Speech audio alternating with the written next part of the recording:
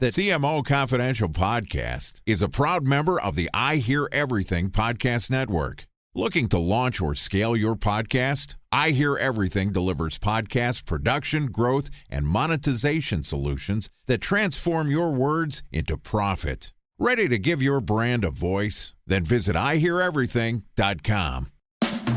Welcome to CMO Confidential, the podcast that takes you inside the drama, decisions, and choices that go with being the head of marketing.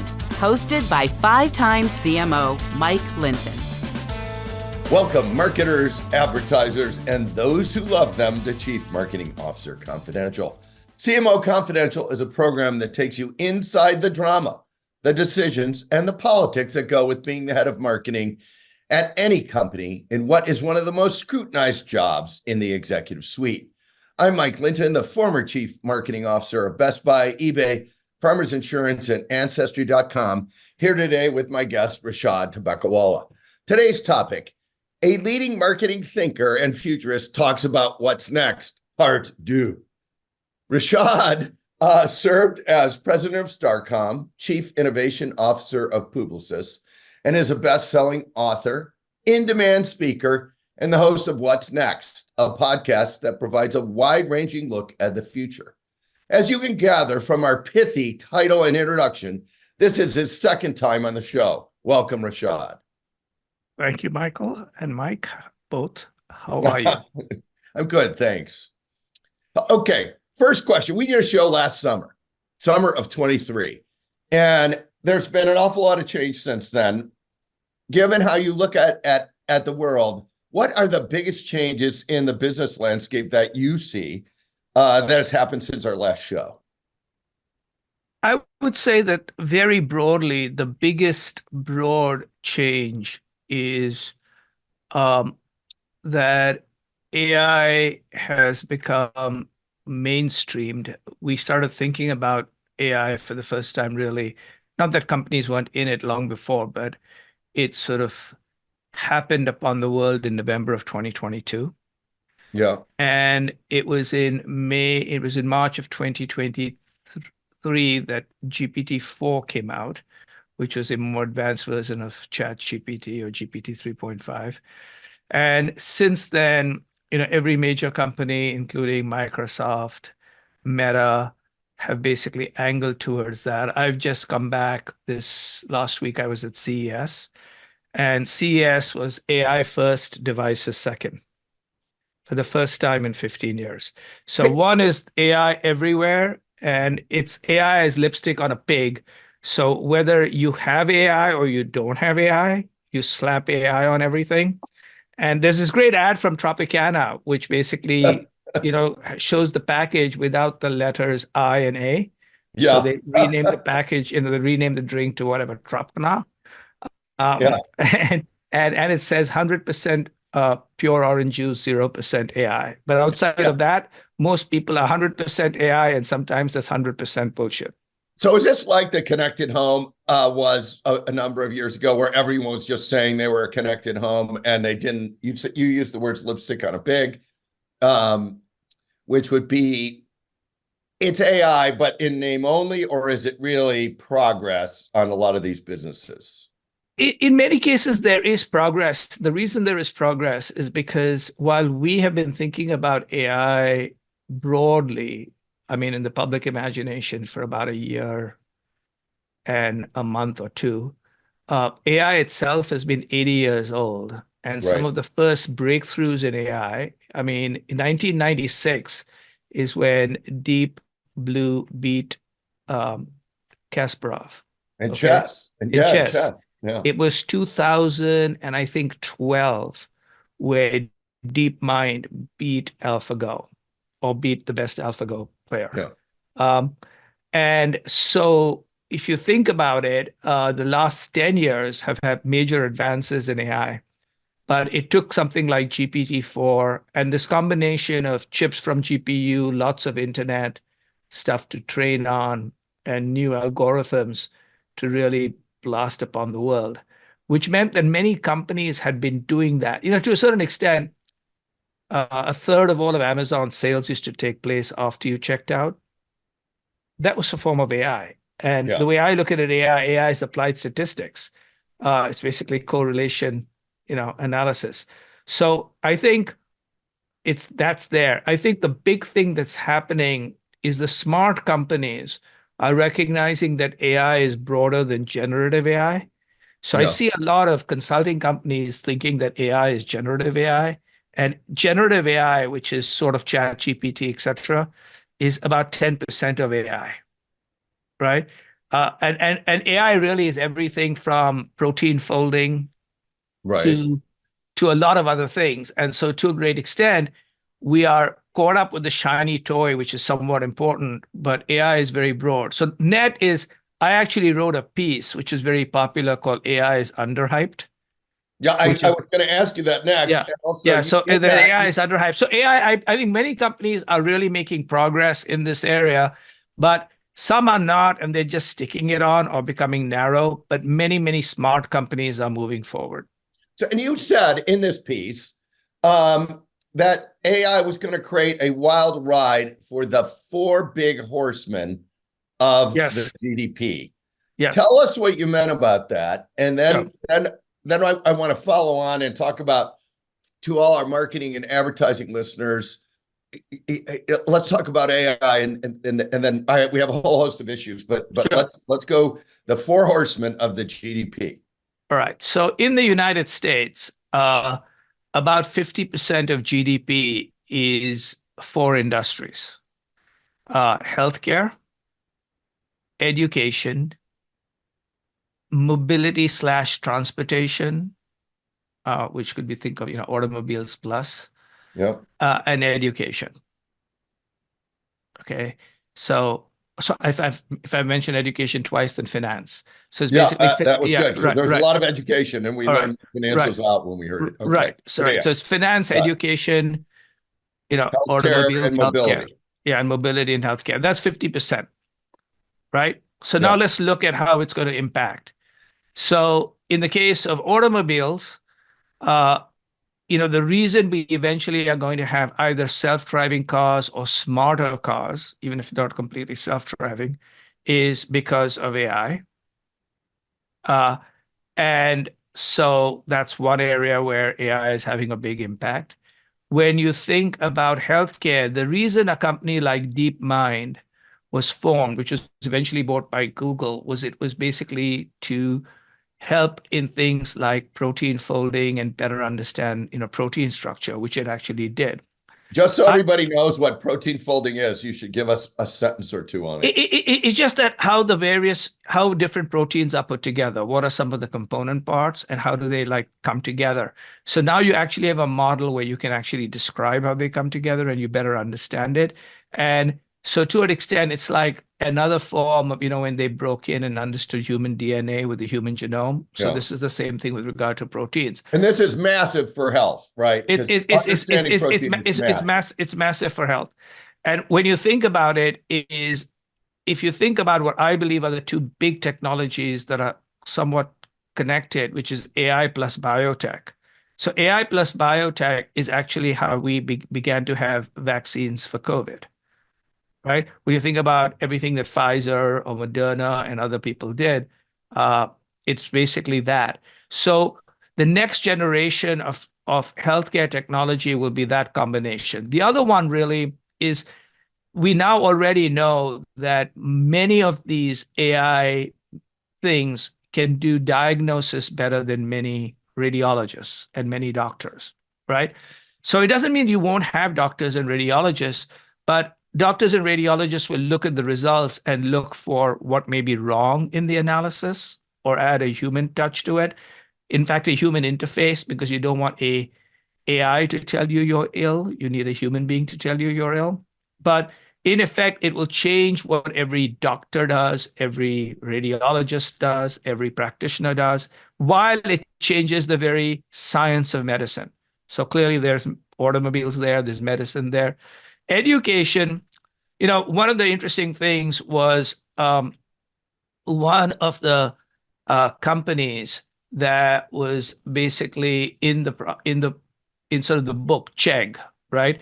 Chegg Yeah. one day basically said people are buying fewer books because they're utilizing ChatGPT to answer questions, and their stock price fell like 40 or 50% that day, right? So in the case of education, I would look at things like Khan Academy, etc., both because of COVID, where a lot of parents were wondering what exactly were they paying for in Yeah. education, and the fact that today education will change. So, for instance, when I was growing up in India, we didn't have calculators, so we had to learn multiplication tables, Yeah. right?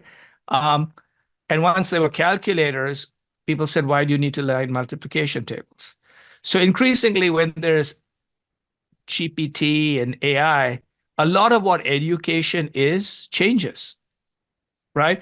Because we're moving into a world which I don't think people realize is initially we had a world where computing became cheaper and cheaper to almost free for most consumers, computing, right? So you could get a fantastic Cray equivalent of a supercomputer of Cray computer is one of the, Apple's iPhone 13 today is that.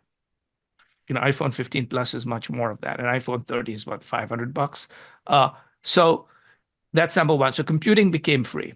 Then because of the internet, distribution became free, right? Which is why newspapers and magazines all got hurt because they weren't really in the, they always thought they were in the content business and the free press business. They were basically in the monopoly of distribution business.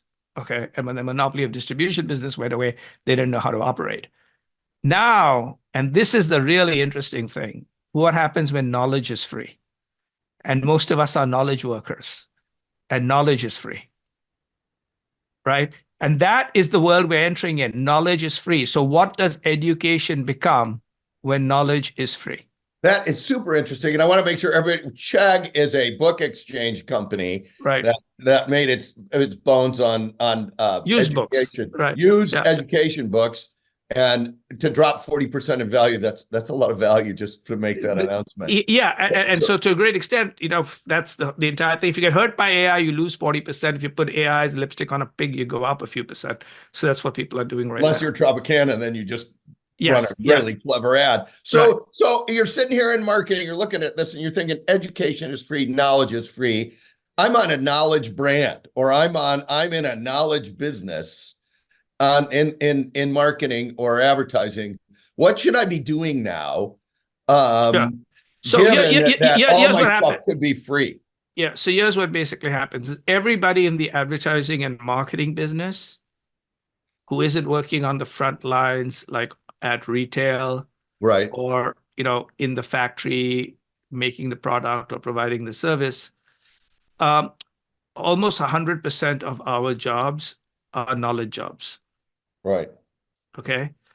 And today, in anticipation of Davos, which starts tomorrow, it's tonight, starting tomorrow, and the IMF, I believe, introduced a paper which said that 40% of all jobs will be impacted by AI. Yeah. But that rose significantly in advanced economies like the United States, where it was 60%. Right, because you have way less physical jobs and they're more knowledge workers, right? So if you are today a chief marketing officer, if you're working any part of advertising, you're 100% knowledge worker, and your job is going to change dramatically in 2024. This is not a 2025 thing. It's a 2024 thing, which is what most people don't realize. So what should you do? Number one is embrace it like crazy, because I think the famous line is, you will not lose your job to AI. You will lose your job to somebody who knows AI better than you do, right? So one is embrace it. And I've been writing a lot about how to learn about this. And it's very simple. Use every tool and invest in paying the $20 a month to get the advanced versions of tool. Don't use free OpenAI. Use the $20 version of OpenAI, because it's 6 months in advance and it's so different and so dramatically better that you should be doing that versus using what's free. Do the same thing for Runway ML, do the same thing for everything. That's number one. Number two is, once you do that, think about how your job is going to change and start adapting your organization to it, right? And the third is we will still be necessary to complement. I believe the future is AI plus HI, AI being artificial intelligence and HI being human inspiration. So how do you basically complement, right, AI? And those are things like insight, wisdom, ideas, curiosity, because AI looks backwards, looking forward. So those are some dramatic ways that you can change, which is embrace it, adapt your organization to remove any costs that are not necessarily needed, but then invest significantly in improving the quality. Because a lot of people believe AI is about cost cutting. Yes, it Right. will eliminate some costs, but Especially I don't efficiency. There's a lot of efficiency drivers playing with this. there'll be some all over. efficiency drivers, but here's what happens is the efficiency drivers will not be differentiated. Everyone will have Everyone's exactly going the to do same them. As soon as efficiency someone drivers. figures it out, Everyone's going to have exactly the same thing, right? So Yeah. when, I've always basically believed when people say we've got great search, I said, look, search is a tax. Okay, it's the part of the margin you take, you send to Google. It's not a differentiator. Yes, Okay. that's a big. Okay. So I mean, come on, people, get a grip on yourselves. So Okay. let's springboard, because we talked about the impact of Yeah. AI, and now the other thing, like staring marketers right in the face right now, is the long-awaited Google cookie issue is finally actually here, even though I think they're only testing like 1% of users on this cookie thing, and they're, you can read about it all you want. Talk about the cookie issue and okay. so So here's AI, because a lot of change. Okay, so here are three thoughts that I basically share with senior marketers, all of whom are much smarter than me, and all of them usually have this knowledge before I do, but maybe not in the extreme version that I deliver it.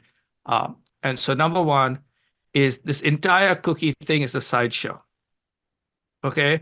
Because what you're trying to basically do is someone is basically saying, we are no longer going to put coal in our steam engines, right?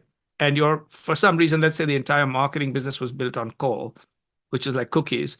And someone says, okay, no more cookies in the steam engine. So everyone's getting all worked up about it.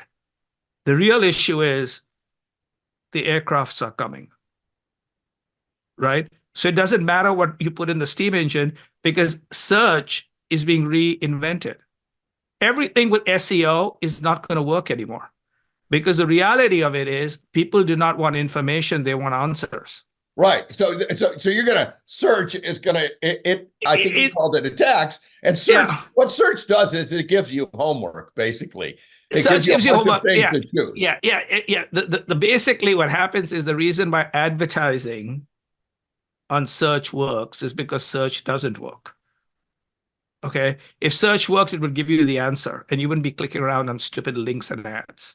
Right. You wouldn't go to the link. Right. So now obviously, so what's basically happening is the question that I would have is, what if SEO disappears, not what if cookie disappears?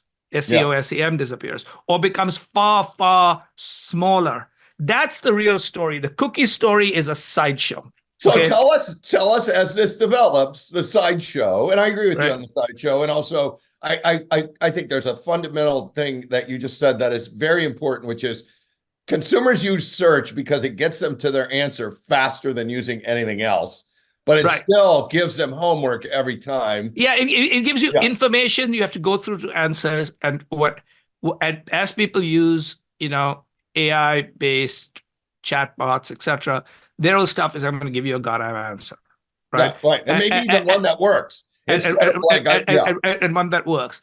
And then in some particular, so that is the big, that's one challenge. The other one is this. The real thing that people are not paying attention to, and maybe now they'll pay attention to because of something nothing to do with reality, which is Bitcoin ETFs, okay, is I wrote a piece called The Future of the Internet, which I stand by, which is, I believe the future of the internet is built on AI plus blockchain plus XR. And that's what Web3 is. So Web3 is not gone anywhere. Web3 is very powerful and it's about to challenge people, but people made the mistake of linking Web3 to metaverse. That's not what it was, okay?